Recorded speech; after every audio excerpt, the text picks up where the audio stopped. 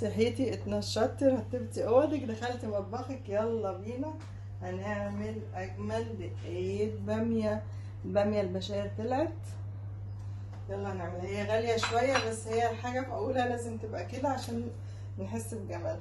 صباح الخير على كل الموجودين، يلا بينا ونظبط دماغنا كمان ونجهز كوبايه نسكافيه. يلا بينا نبدا الباميه.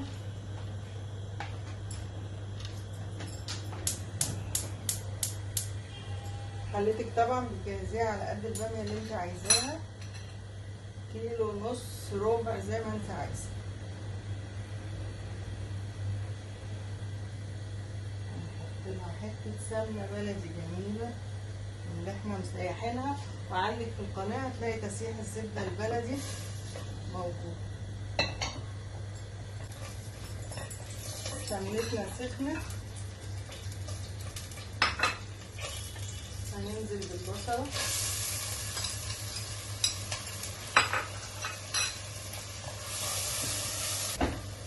هتسيبي البصله بتاعتك تصفر بس.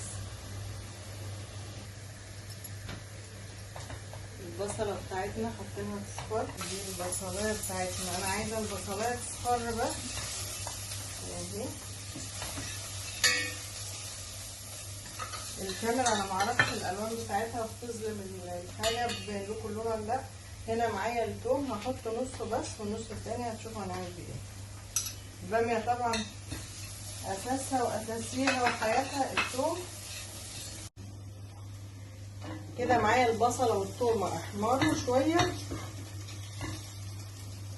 شايفاهم؟ انا مش عارفه انت شايفاهم ولا لا، يعني خليهم ما يتحرقوش منك ولا يحمروا اكتر. هنحط بقى حاجه هتوديلك طعم الباميه في حته تانية، وهيبقى فاضل الحاجتين التانيين.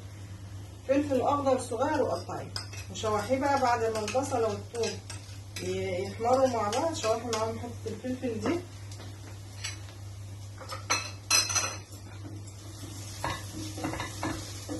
الله الله الله الله على الريحه ودقيقة البامية الجميلة اللي هتاكلوها وتدعوا لي ان شاء الله. البنات الصغيرين والعرايس والامارات ربنا يسعدكم جميعا ويملى بيتكم عيال وولاد ويحبب فيكوا جوزك. تعملي لي دقيقة البامية.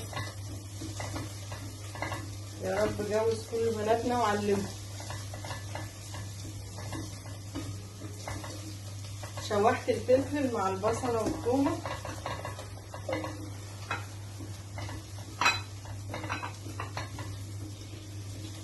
هنزل بالبامية وهشوحها مع البصل والثوم. عندي هنا بقى شوربة اللحمة.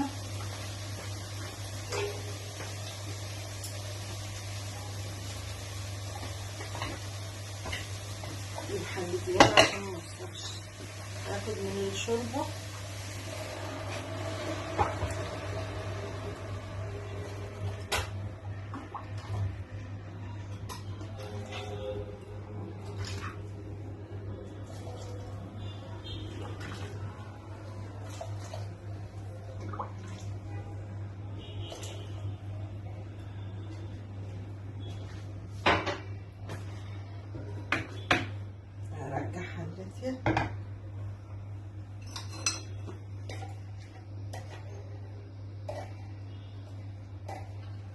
عندي معجون صلصة وعندي ضربة معاه طماطم انا ضرباها في الخلاط وحطيتها معاه، هنزل بيهم. طبعا الطماطم مع الصلصة بتدي طعم تاني. وهنزل بأهم حاجة للبامية، عصير ليمونتين دول السحر، مع حاجة كمان دي عصير ليمونتين هننزل بيهم.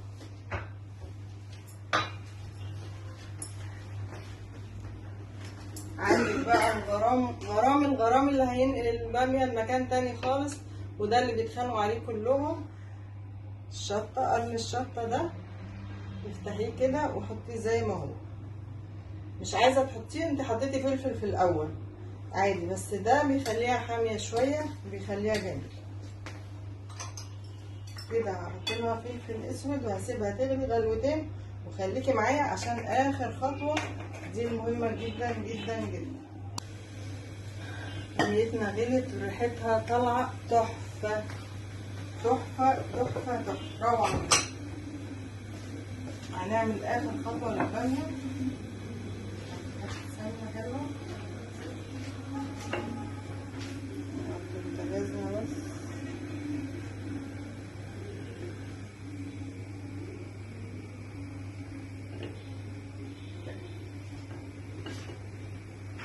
حته سمنه حلوه جميله زي كده يا قمر اهي. هسيبها بس تسيح ونعمل اخر تركايه للباميه. طبعا الباميه انا ما حطيتلهاش ملح لان الشوربه فيها ملحها، فيها الحبهان والمستكه وورق اللورا، فيها كل حاجتها.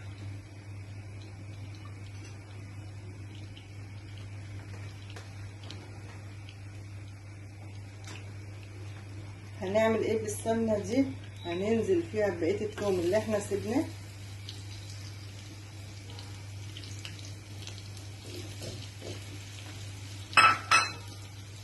ونعمل احلى تقليه لقطعه باميه. باميه جميله زيك، اعمليها وجربيها وادعيلي ان شاء الله تتهني وبيتك يعمر بيكي وبجوزك وبولادك، وتبقي ست نشيطه وجميله، يبقى عندك ولاد وتعلميهم وتدعيلي.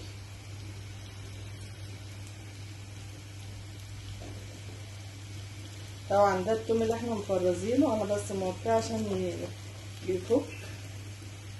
هتلاقي عندك في القناه تفريز التوم، وهتلاقي عندك تفريز البصل. الحاجات دي كلها بتسهل علينا حاجات كتير.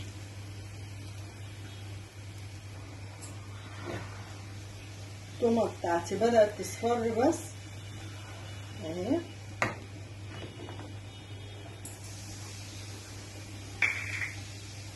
انزل عليها بالكزبره،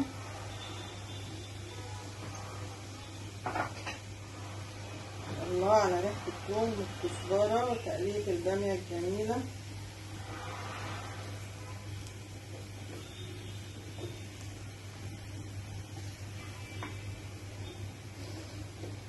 الله الله الله الله، هلاقيهم فيه هجوم هيجي عليا حالا من بره،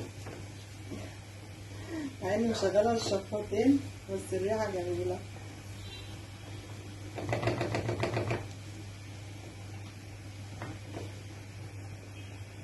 انا بحب الكزبره تستوي شويه مع الثوم، فبشيلها واحطها عشان ما تتحرقش اهي.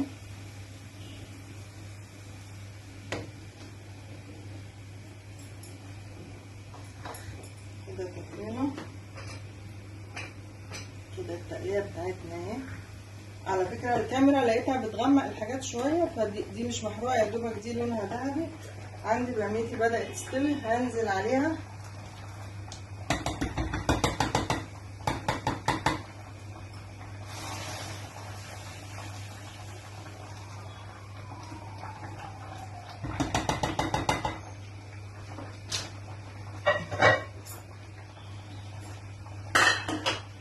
هسيب الباميه تغلي غلوتين وهنحط فيها اللحمه.